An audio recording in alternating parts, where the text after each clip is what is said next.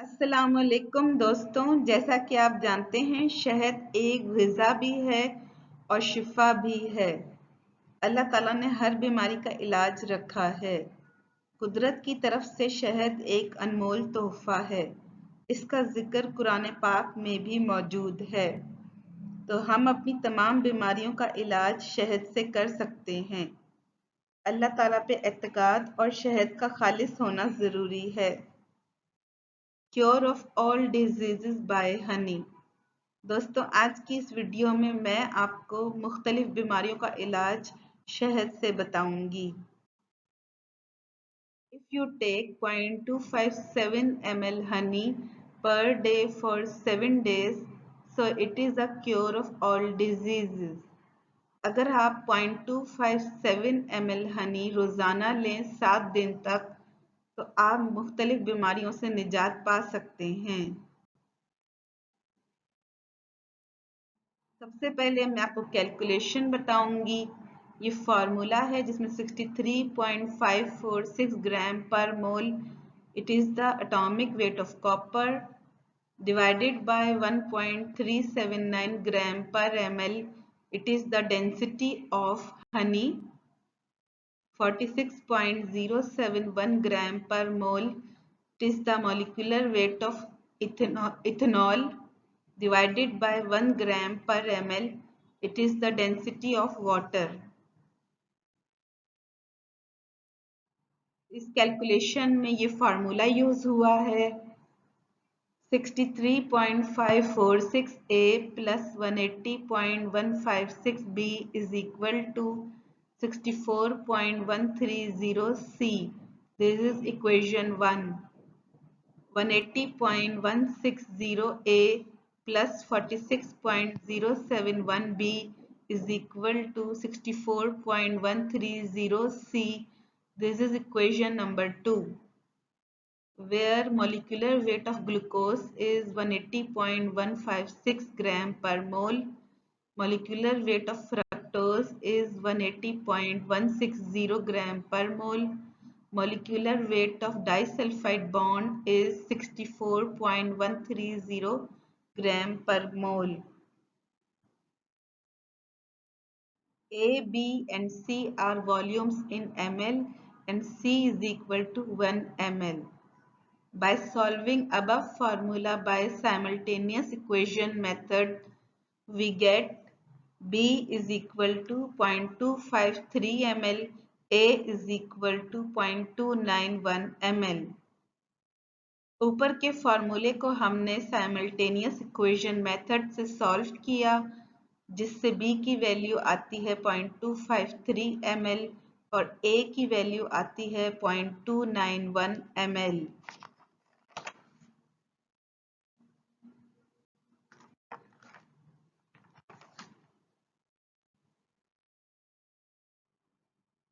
Days from A, चूंकि 0.291 ml A की value है, ये 1 डे के लिए है, तो 1 ml के लिए होगी 3.436 डेज। तो ये हमें डेज पता चल गए। Days from B 0.253 ml for 1 day, so 1 ml for 3.952 days. तो यहाँ पर डेज फ्रॉम A और डेज फ्रॉम B हमने निकाल लिए हैं। एवरेज वॉल्यूम, जो हमें A और B के वॉल्यूम्स थे उनका हम एवरेज निकालेंगे, तो आंसर बनता है 0.272 ml। टोटल डेज कैलकुलेट करेंगे, 3.436 को प्लस करेंगे 3.952 से, तो आंसर बनता है 7.388 डेज। तो टोटल डेज बनते हैं 7.388 डेज। चूंकि हमें ये होल नंबर में लाने हैं, इसलिए हम इस तरह लिखेंगे 7.388 days for 0.272 ml Honey, so 7 days for 0.257 ml Honey. तो इससे हमें पता चल गया कि 0.257 ml हनी पर डे इस्तेमाल करें 7 डेज तक, तो हम बीमारियों से निजात पा सकते हैं। So we have to take 0.257 ml of honey per day for 7 days for the cure of disease.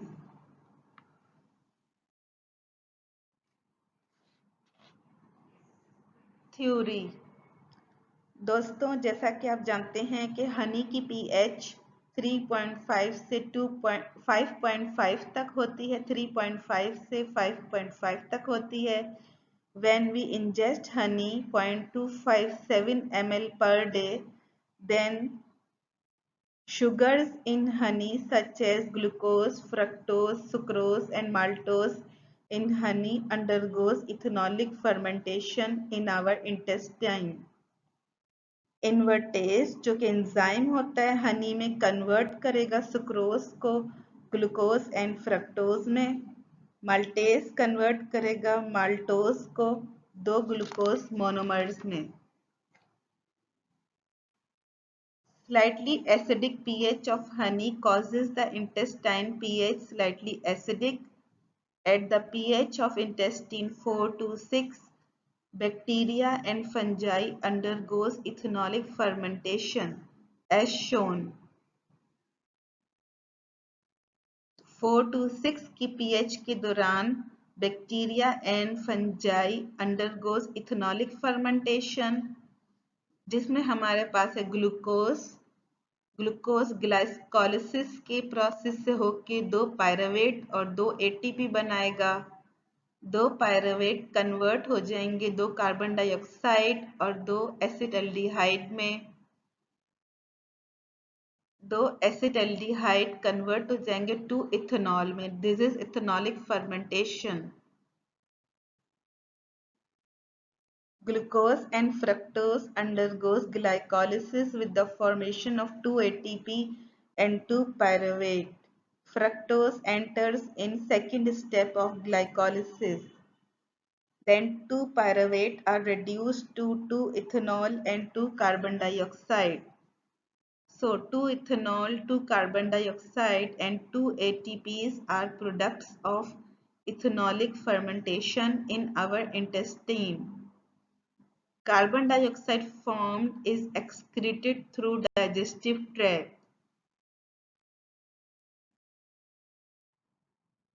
Honey has a temperature of 18 degree centigrade.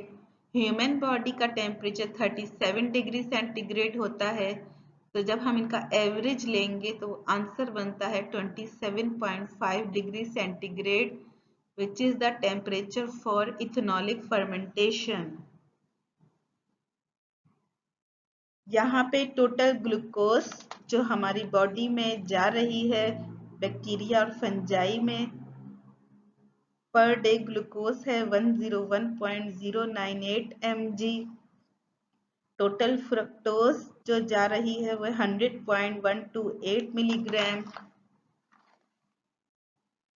Total ethanol produced per day is 102.993 mg, which is approximately equal to 40.075%.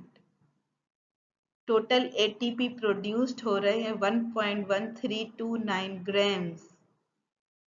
जो total copper produce होगी जो मैं आपको आगे बताऊंगी वो 101.752 milligrams है। Ethanolic fermentation limited supply of oxygen की वजह से होती है, जिसे एनारोबिक रेस्पिरेशन भी कहते हैं। यहाँ पर हमारे पास जो इथेनॉल प्रोड्यूस हो रही है वो 40.075% है। अगर इसकी परसेंटेज 7% होती तो ये सिर्फ ईस्ट और बैक्टीरिया की ग्रोथ को इनहिबिट करती, लेकिन इसकी परसेंटेज 40.075% है। तो इतनी अमाउंट में ethanol east and bacterial growth को इनहिबिट करती है। जब ethanol east and bacterial growth को इनहिबिट करती है तो ईस्ट के माइटोकॉन्ड्रियल मैट्रिक्स में कॉपर मौजूद होता है जो किसी प्रोटीन से एसोसिएटेड नहीं होता और जो किसी प्रोटीन से एसोसिएट नहीं होता और मेटेलिक फॉर्म में होता है। तो कॉपर रिलीज होता है मेटेलिक फॉर्म में, मीन जीरो ऑक्सीडेशन स्टेट में।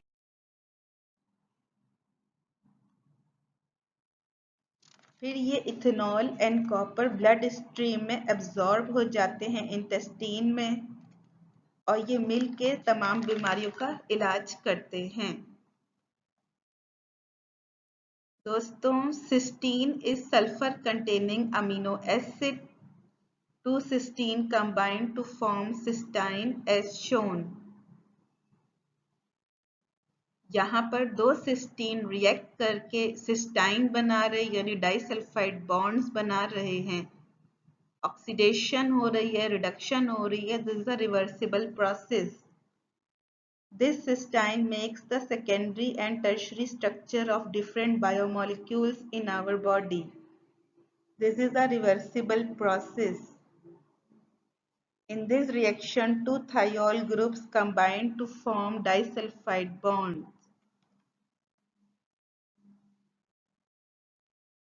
दोस्तों, हमें जो भी बीमारियां होती हैं वो डाइसल्फाइड बॉन्ड्स और थायोल ग्रुप्स के इंक्रीज और डिक्रीज होने की वजह से होती हैं।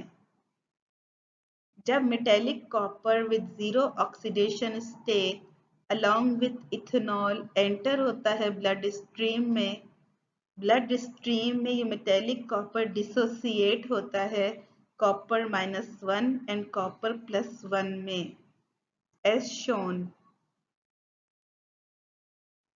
2 copper metallic gives us reduced copper, copper -1 plus oxidized copper, copper +1.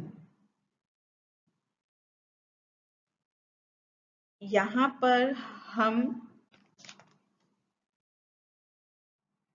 उन बीमारियों के बारे में बात करेंगे जो डाइसल्फाइड बॉन्ड इंक्रीज होने की वजह से होती हैं। If a disease occurs due to increase in amount of disulfide bond, so reduced copper undergoes oxidation and disulfide bonds undergoes reduction as shown. Copper -1 plus R SSR plus 2 protons gives us 2R SH plus copper +1. यहाँ पर copper -1 release करेगा 2 electrons और disulphide bond accept करेगा 2 electrons. तो this is a redox reaction. इस reaction से amount of disulphide bond decrease होगा और amount of thiol group increase होगा until an equilibrium between oxidized state and reduced state is established.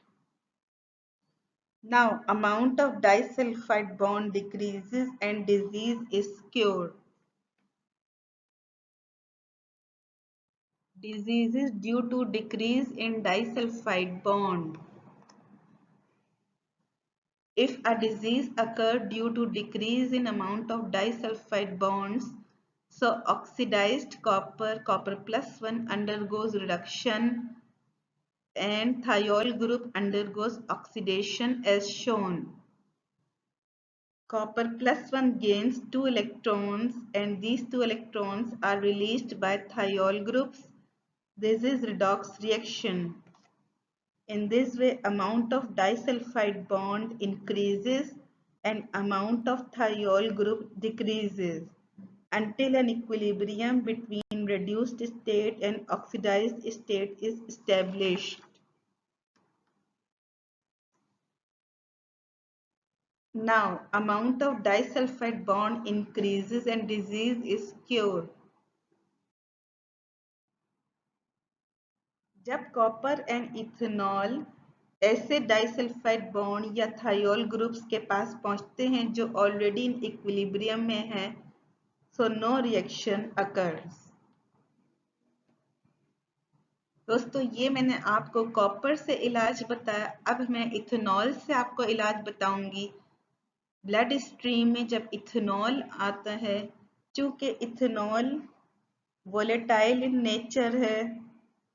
तो वो तमाम बायोमोलिक्यूल्स जो वाटर में इनसॉल्युबल हैं और उनकी एक्युमुलेशन से कोई डिजीज होती है, तो हम इथेनॉल से उन डिजीज पे काबू पा सकते हैं।